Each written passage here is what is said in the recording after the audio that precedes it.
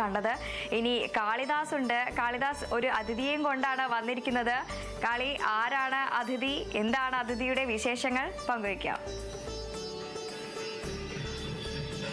തീർച്ചയായും ഞാനിപ്പോൾ നേരത്തെ സൂചിപ്പിച്ചിരുന്നു, വേദി 8 പള്ളിക്കലാറിലാണ്. ഇവിടെ ഓട്ടംതുള്ളലാണ് നടന്നുകൊണ്ടിരിക്കുന്നത്. ഹൈസ്കൂൾ വിഭാഗം പെൺകുട്ടികളുടെ ഓട്ടംതുള്ളലാണ്. അപ്പോൾ അതിൽ മത്സരിച്ചിട്ടുള്ള ഹയർ സെക്കൻഡറി പെൺകുട്ടികളുടെ ഓട്ടംതുള്ളിൽ മത്സരിച്ചിട്ടുള്ള ഒരു കുട്ടിയും അതേപോലെ തന്നെ അധ്യാപകനും ഉണ്ട്. നമ്മുടെ കൂടെ ഇപ്പം ചേരുകയാണ്. ഇതുമായിട്ട് ചെയ്തുകൊണ്ട് അദ്ദേഹത്തിന്റെ അധ്യാപകനും ഉണ്ട്. അധ്യാപകനെയും കൂടെ ഞാൻ ക്ഷണിക്കുന്നു. കുട്ടിയുണ്ട്. ആദ്യം അധ്യാപകനെ ഒന്ന് പരിചയപ്പെടുത്താം. ഈ ഓട്ടംതുള്ളൽ പഠിപ്പിച്ച ആളാണ്. സാറിന്റെ പേര്? എന്റെ പേര് അമ്പലപ്പുഴ സുരേഷ് വർമ്മ. എത്ര കാലമായി? ഞാൻ ഒരു 38 വർഷമായിട്ട് ഫീൽഡിലുണ്ട്. 38 വർഷമായിട്ട് ഫീൽഡിലുണ്ട്. രംഗത്ത് ഏകദേശം 25ഓളം വർഷമായിട്ടുണ്ട്. നമുക്ക് ആദ്യം ഇന്നത്തെ താരം മോളാണല്ലോ. എന്താ പേരെന്തോ? ദേവമാനസ. നായർ സമാജം മാന്നാറുകാരിയാണ്, ആലപ്പുഴക്കാരിയാണ്. അപ്പം മികച്ച പ്രകടനമായിരുന്നു കേട്ടോ, ഞങ്ങൾ കണ്ടു. എന്തായാലും വിജയപ്രതീക്ഷ ഉണ്ട്, നല്ല വിജയപ്രതീക്ഷ. തീർച്ചയായിട്ടും. എത്ര നാളായി ഇപ്പൊ പ്രാക്ടീസ് തുടങ്ങിയിട്ട്? ഞങ്ങളൊരു കുട്ടി പഠിക്കാൻ തുടങ്ങുന്നത് ഏകദേശം 5ാം ക്ലാസ് മുതൽ തുള്ളൽ പഠിക്കാൻ തുടങ്ങുന്നതാണ്. സ്ഥിരമായിട്ട് മത്സര രംഗത്ത് വരിക, അല്ലാതെ പ്രൊഫഷണലി പഠിച്ചുകൊണ്ടിരിക്കുന്ന കുട്ടിയും കൂടിയാണ്. പിന്നെ മത്സരമാകുമ്പോൾ അതിനു വേണ്ടുന്ന പ്രത്യേക പരിശീലനം എടുക്കും. എല്ലാ വർഷവും തുള്ളലുമായി ബന്ധപ്പെട്ട് സ്റ്റേറ്റ് കലോത്സവത്തിൽ പങ്കെടുത്തുകൊണ്ടിരുന്ന കുട്ടിയാണ്. ഈ കുട്ടിയുടെ ലാസ്റ്റ് ചാൻസ് ആണ് സ്കൂൾ കലോത്സവത്തിൽ. ഇപ്പം പ്ലസ് ടു. അപ്പൊ ഇനിയിപ്പം കുറച്ച് കഴിഞ്ഞ് നമ്മുടെ MG യൂണിവേഴ്സിറ്റി അല്ലെങ്കിൽ മറ്റ് യൂണിവേഴ്സിറ്റികൾ കലോത്സവങ്ങൾ അങ്ങനെയുള്ള ഭാഗങ്ങളിലോട്ട് കടന്നു വരണം. അപ്പം ഞാൻ എന്റെ ഒരു സംശയം ചോദിക്കാം. ഇപ്പം നമ്മൾ സ്കൂൾ കലോത്സവത്തിൽ ഇപ്പം നമുക്ക് എത്ര മിനിറ്റ് ആണ് ശരിക്കും ഓട്ടം?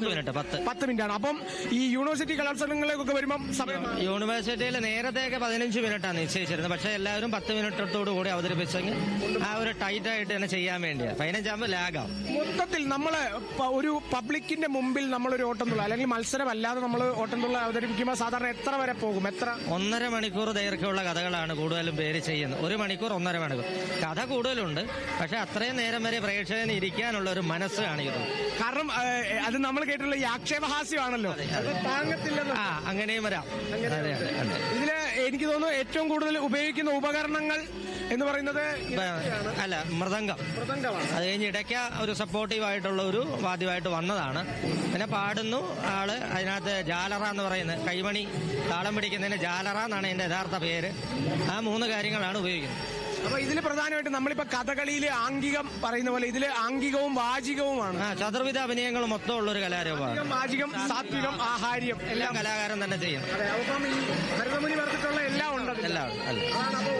തുള്ളലിന്റെ ഒരു പ്രത്യേകത കഥാപാത്രങ്ങളിൽ നിന്ന് കഥാപാത്രങ്ങളിലേക്കുള്ള ആ കലാകാരന്റെ യാത്രയാണ് രംഗത്ത് നമ്മൾ കാണുന്നത്. നമ്മൾ മലയാളികള് പണ്ട് തൊട്ടേ കേട്ടിട്ടുള്ളൊരു ഓട്ടംതുള്ളലൊരു ഗാനം അല്ലെങ്കിൽ സ്ഥിരം കേട്ടുപരിചയമുള്ള സാധനമാണ് നോക്കടാ നീയങ്ങ് മാർഗേ കിടക്കുന്ന മർക്കടാ നീയങ്ങ്. കുഞ്ചൻ നമ്പ്യാരാശാന്റെ ഏറ്റവും ആദ്യത്തെ തുള്ളൽ കൃതിയാണ്.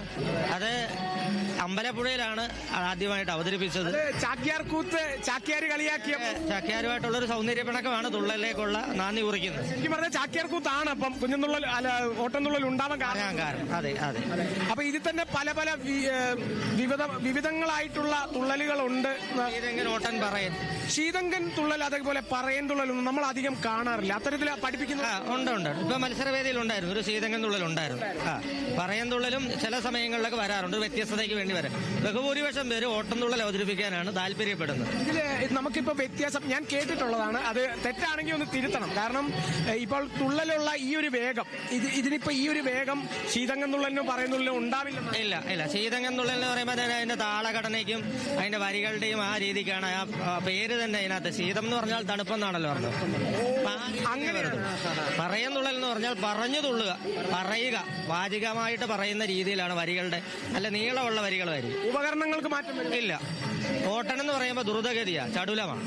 അതാണ് അതിന്റെ പെട്ടെന്ന് ആ താളത്തിന് നല്ല മുറുക്കമാണ്. വേഷവിധാനങ്ങൾക്കൊക്കെ മാറ്റം വ്യത്യാസമുണ്ട്. ശീതങ്കനാകുമ്പോൾ കുരുത്തോല കൊണ്ട് വെട്ടി ആഭരണങ്ങൾ ധരിച്ച് മുഖത്ത് മിനുക്ക് വേഷമാണ്. പറയൻ തുള്ളലിന് ചുവന്ന പട്ടുടുത്ത് വലതുകാല് കൊണ്ട് മാത്രം ചുവടി ചവിട്ടി സർപ്പപത്തിയുടെ ആകൃതിയുള്ള കിരീടം ധരിച്ച് ഭസ്മക്കുറി അണിഞ്ഞിട്ട് രുദ്രാക്ഷമാലകളൊക്കെ ധരിച്ചാണ് ചെയ്യുന്നത്. പറയൻ. ഓട്ടൻ കഥകളിക്ക് സാമ്യപ്പെടുന്ന തരത്തിലുള്ള പച്ച മുഖത്തെഴുതും മറ്റുള്ള വേഷവിധാനങ്ങളല്ല, വർണ്ണാഭമായ ഒരു പക്ഷേ കഥകളിയെ പോലെ നമ്മൾ ഈ വേദിയിൽ വിളക്ക് കത്തിച്ച് വെക്കാറില്ലെന്ന് തോന്നുന്നു. കാലങ്ങൾക്ക് മുമ്പുണ്ടായിരുന്നു. പിന്നെ എല്ലാവരും വിളക്ക്, അല്ലെങ്കിൽ നമ്മൾ സംഘാടകർ വിളക്കൊരെണ്ണം സ്ഥിരമായിട്ട് അവിടെ കത്തിച്ച് വെക്കണം. അല്ലെങ്കിൽ എല്ലാവരും 14 വിളക്ക് കൊണ്ടുവരേണ്ടി വരും. 14 തരം വിളക്കായിരിക്കും. അങ്ങനെ ആവും. അങ്ങനെയുള്ള സ്ഥലത്ത് വിളക്ക് കത്തിച്ച് വെച്ചാൽ ഒരു ഐശ്വര്യമാണ്.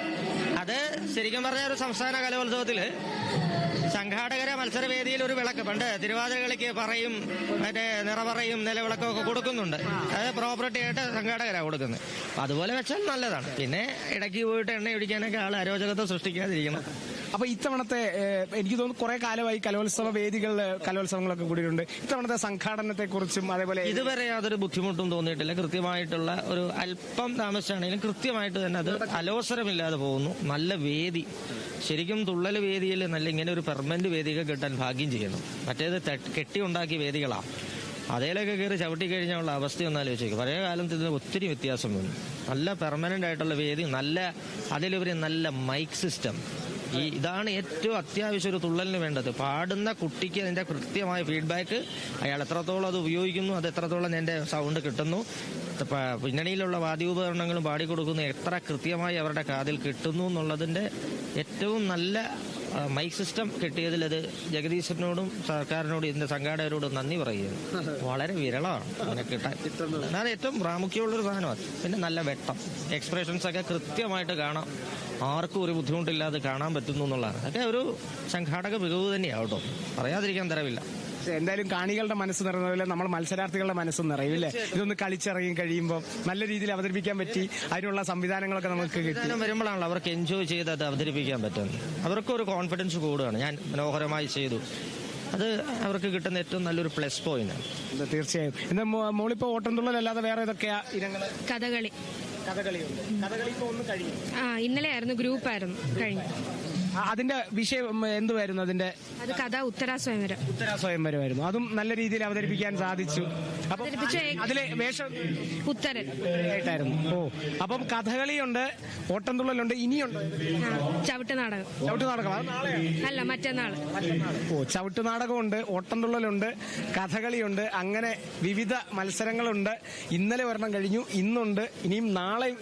ഇതിന്റെ ഈ തുള്ളലിന്റെ തന്നെ ബാക്കിയായിട്ട് വേണേ പറയാല്ലേ ചവിട്ട് നാടകം. ഇതിന്റെ ഇരട്ടി എനർജി വേണ്ടി വരും ചവിട്ട് നാടകത്തിനൊക്കെ. തീർച്ചയായും. ഇത് അനിയത്തിയാണോ? മകൾ ആണോ? ഓ, രാവിലെ ഓട്ടംതുള്ളൽ എ ഗ്രേഡ് കഴിച്ചു. അച്ഛനെ പേടിപ്പിച്ചോണ്ടിരിക്കുകയാണല്ലേ. എന്തായാലും അത്തരത്തിലുള്ള വിശേഷങ്ങളൊക്കെയാണ് ഈ ഒരു ഓട്ടംതുള്ളൽ വേദിയിൽ നിന്നും നമുക്ക് ലഭിച്ചത്. ഇനിയും നിരവധി മത്സരാർത്ഥികളുണ്ട്. പ്രത്യേകത ഞങ്ങൾ അമ്പലപ്പുഴയില്ല, തുള്ളലിന്റെ നാട്ടിൽ നിന്നാണ്. നാട്ടിൽ നിന്നാണ്. അവിടുന്ന് ഒരു മത്സരാർത്ഥി വരിക എന്ന് പറയുമ്പോൾ ഇല്ലേ, അതിന്റെ ആ ഒരു ചരിത്രവും പാരമ്പര്യവും ഒക്കെ. അതെ അതെ, തീർച്ചയായും വരും. എന്തായാലും ഓട്ടംതുള്ളൽ മികച്ച രീതിയിൽ അവതരിപ്പിക്കാൻ നവഹൃദയ ദേവമാനസ. അയ്യോ, പേരടക്കം മാറിപ്പോയി. അപ്പം സാറിന്റെ പേരൊന്നും കൂടെ? സുരേഷ് വർമ്മ, അമ്പലപ്പുഴ സുരേഷ് വർമ്മ. സുരേഷ് വർമ്മ സാറാണ്. നമ്മുടെ കൂടെ ഉണ്ടായിരുന്നത് ദേവജ വർമ്മയാണ്. ദേവഗണം. തീർച്ചയായും എനിക്ക് ഭയങ്കര ഇഷ്ടമാണ് കേട്ടോ തുള്ളല്. എനിക്കത്, ഞാൻ അതിനെക്കുറിച്ച് നോക്കിയിട്ടുണ്ട്, ഞാനത് പഠിച്ചിട്ടില്ല, പക്ഷെ അതിനെക്കുറിച്ചൊക്കെ അറിയാം. കഥകളി ഒക്കെ തുള്ളലുകൾ കാണാൻ പറ്റിയില്ലേ കേരളത്തിന്റെ? അതെ, പല ശൈലികള്, പല കുട്ടികളുടെ പ്രകടനങ്ങൾ, പലതരത്തിലുള്ള കാണാൻ പറ്റുന്ന